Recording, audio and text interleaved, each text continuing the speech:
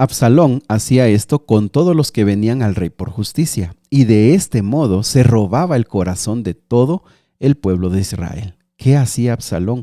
¿Cuáles serán las consecuencias y por qué romperá el corazón de David? Vamos a descubrirlo juntos en 2 de Samuel, capítulo 15. Qué gusto saludarte esta mañana, bienvenido. Si te estás uniendo por primera vez a este plan o estás escuchando este audio por primera vez, decirte que nuestra meta es estudiar la Biblia todos los días, un capítulo a la vez. No es una reflexión, la idea es que podamos estudiar todo el capítulo, entender su significado y también poder encontrar lecciones para nuestra vida. Bienvenido, vamos al capítulo de hoy. El capítulo de hoy es muy interesante y es uno de los más tristes en la vida de David, la rebelión de su hijo Absalón.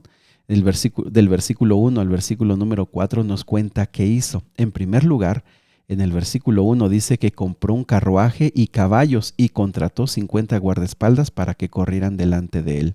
Esto era básicamente presentarse como un hombre importante, como un hombre valeroso, como un hombre de prestigio. En ese tiempo los carruajes no eran comunes, los caballos tampoco, y que la gente corriera delante de él era darle presencia.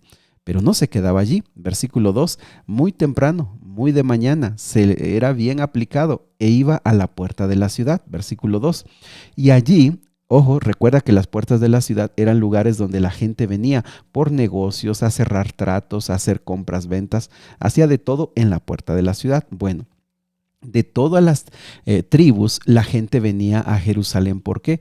Porque cuando allá en su ciudad los jueces no les podían dar respuesta a sus problemas, ellos apelaban al rey y venían para ser entrevistados por el rey. Así que la gente que venía llena de problemas, buscando soluciones, buscando empatía, buscando ayuda. Allí aparecía Absalón. Recuerda que Absalón era descrito como un hombre muy simpático, de mucha presencia. Dice que no había alguien más hermoso que él.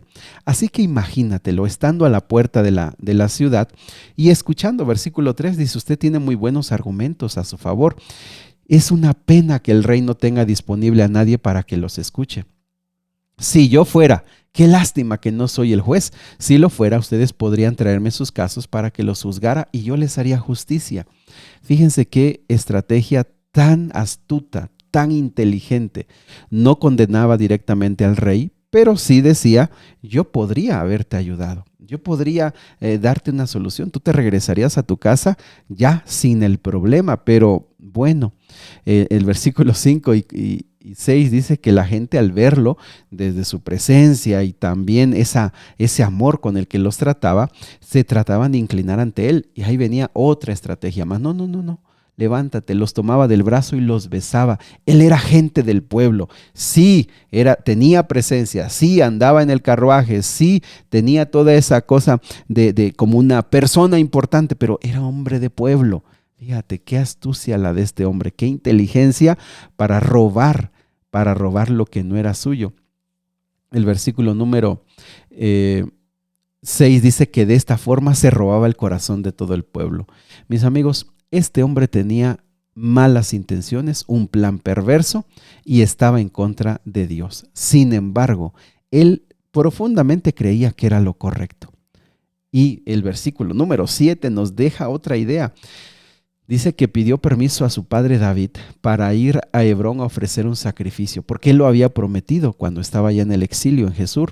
Había prometido que si él regresaba a Jerusalén iba a dar un sacrificio. Fíjate, él dice, Padre, voy a hacer un sacrificio. Esto es algo espiritual. Él estaba convencido que quitar a su padre del reino, tomar el reino por la fuerza, era el plan de Dios. Dios lo iba a bendecir. Es que hay mucha gente, principalmente los cristianos, principalmente la gente que va a una iglesia, aquel que crea en Dios, muchas veces sus malos planes, sus perversos planes los visten de religión, los visten de espiritualidad y creen que eso es un plan de Dios, aunque eso es un plan egoísta y es un plan para su propio beneficio. Pero ese riesgo corremos nosotros cuando pensamos, es que esto es de Dios, quitar a tu padre del reino a la fuerza, toda esa maldad es de Dios. Él pensaba, cuidado con que nos vaya a pasar lo mismo a nosotros. El versículo número 7 decía eso, después de 4 años de haberse ganado al pueblo, finalmente fue a Hebrón. ¿Por qué a Hebrón? Bueno, él nació allí, así que la gente le podía tener cierto amor. En segundo lugar, porque ahí comenzó el reinado de David. Así que él quería hacer pasar que él pues era ya el nuevo rey, no que estaba quitando a su padre, como que era lo natural, ya él sería el nuevo rey. También, ojo con esto, se llevó a 200 personas, 200 invitados, versículo número 11. Ellos no sabían nada, pero se los llevó. Y ojo con esto, porque muchas veces las grandes tragedias pasan por gente que no sabe, pero cuando se da cuenta no dice nada. Y estos, cuando se dieron cuenta, no hicieron nada. Siguieron, pues dijeron, pues ya estamos aquí, pues vamos a apoyar. También dieron una indicación por todas las tribus. Cuando suene el cuerno, griten. Había gente infiltrada, estaba todo organizado. Cuando suene el cuerno en las diferentes ciudades, griten. Absalón ha sido coronado rey en Hebrón. La gente no sabía, no había internet, no había radio, no había televisión. Si alguien vino y dijo eso, pues seguramente será verdad. Ya era tiempo, quizá David ya le dio el reinado a su hijo. Pero la cereza del pastel de este plan de conspiración contra David fue Absalón. Ahitofel. ¿Quién era Ahitofel? Era uno de los principales consejeros, sino el principal. Era tan sabio, tan prudente y tan inteligente que decían que el consejo de Ahitofel era como la voz de Dios. Él se fue también con Absalón. Todos los comentarios sugieren que eso es a raíz de que Betsabé era su nieta. Ojo, ¿te acuerdas? Betsabé era su nieta y lo que hizo David con Betsabé, todo eso estuvo mal. Entonces Ahitofel también planeó con mucho tiempo rebelarse y matar a David y toda su descendencia. Y por supuesto Absalón sería solamente un títere en sus manos. Cuando la noticia de esta conspiración, versículo 13 y 14, llegó a David, él dijo, huyamos inmediatamente, si no será muy tarde. Apresúrense, tenemos que salir, porque si llega Absalón, no salvaremos a esta ciudad del desastre. David conocía perfectamente a su hijo, él no se iba a detener. Si él venía y era un combate, iba a destruir a la ciudad, iba lo que fuera necesario. David, por cuidar a la ciudad, por cuidar a su gente y por cuidar también a su familia, mejor salió. Y aquí viene cómo salió. Ojo con estos detalles, porque el versículo 16 dice que dejó a 10 de sus concubinas. Amigos, aquí está el problema. Las mujeres fueron el problema de David. Todo ese desastre que estaba viviendo era por sus mujeres. Las concubinas básicamente eran amantes legales. Aparte eran sus esposas. Las dejó allí. Y ahora vamos a ver con la gente leal. Del versículo número 18 al versículo número 22 nos habla de dos personas. En primer lugar, un grupo de personas de Gat. Ellos eran 600. Y también nos habla de Itaí. ¿Quién era él? Era también un jefe filisteo que había llegado recientemente a la ciudad y estaba con David. Ellos se habían convertido a Jehová. Ellos antes habían sido filisteos. Habían conocido a David desde cuando David estuvo allá. ¿Te acuerdas? Leímos hace unos días cuando David estuvo allá en Gad y peleó por el rey filisteo. Bueno, cuando David se vino, ellos lo siguieron, se convirtieron a Jehová y ellos son más leales que los propios de Jerusalén. Son más leales que la misma gente de David. Y con esto nos deja una lección extraordinaria. Esta gente que se convirtió, en este caso Itaí, en versículo 21 le dijo al rey, el rey le dijo, mira, regrésate. Y él dijo, mira, juro por Jehová y por el rey, a donde quiera que tú vayas, yo voy a ir, pase lo que pase, signifique vida o muerte, no me voy a ir. Mis amigos, esta lealtad no es tan seguido, no es tan frecuente. Estos filisteos estuvieron con David, te digo, desde antes de que fuera rey, cuando estuvo perseguido, cuando estuvo luchando, cuando ascendió a rey, cuando en Hebrón, cuando fue rey en Jerusalén. Ahora que parece que va a ser destronado, siguen con David, son leales hasta la muerte. Ojalá y nosotros así fuéramos leales a Jehová. Ojalá y nosotros también podamos entender que Dios, cómo ve esta lealtad, cómo reconoce la lealtad de sus hombres, de su pueblo, de sus hijos, cuando dicen, no importa mi vida, yo voy contigo, Señor, hasta las últimas consecuencias. David sale muy triste, muy, muy triste. Versículo número 30 dice que subió por el camino que llevó al monte de los olivos.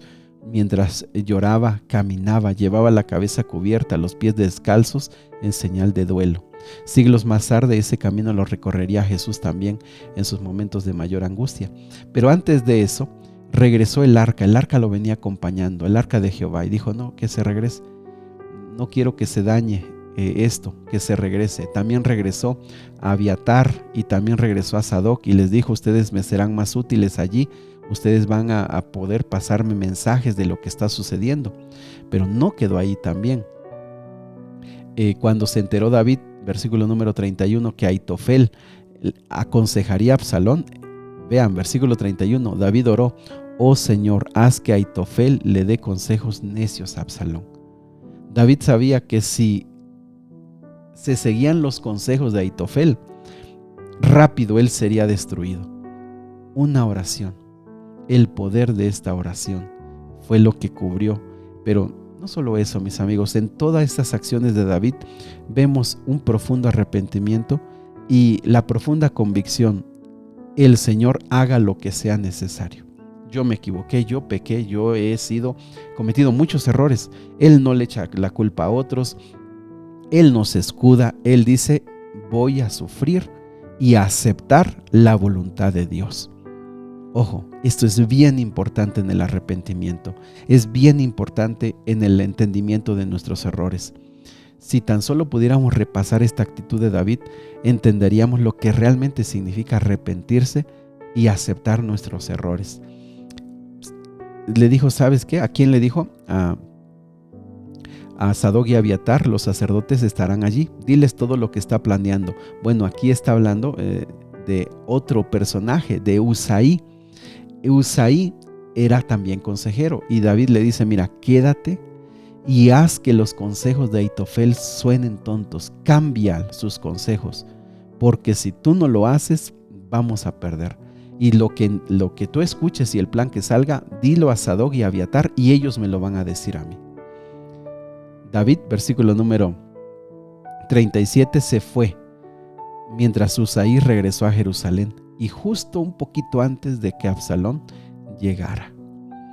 Mis amigos, qué historia tan extraordinaria. Hay tantos detalles que hablar, La inteligencia, las capacidades de Ahitofel, de Usaí, serían puestas a prueba. ¿Quién sería más capaz de hablar al corazón de Absalón? ¿Quién sería más capaz de poner una idea, de sembrar una idea en Absalón? Pero sobre todo, entre esas mentes brillantes, David decía, Jehová, solamente tú. David, profundamente triste, se aleja de Jerusalén. Apreciados amigos, cuando llegan los momentos de sufrir las consecuencias de nuestros errores, cuando llegan los momentos de sufrir por nuestras decisiones, solo debemos recordar que Dios no nos ha abandonado.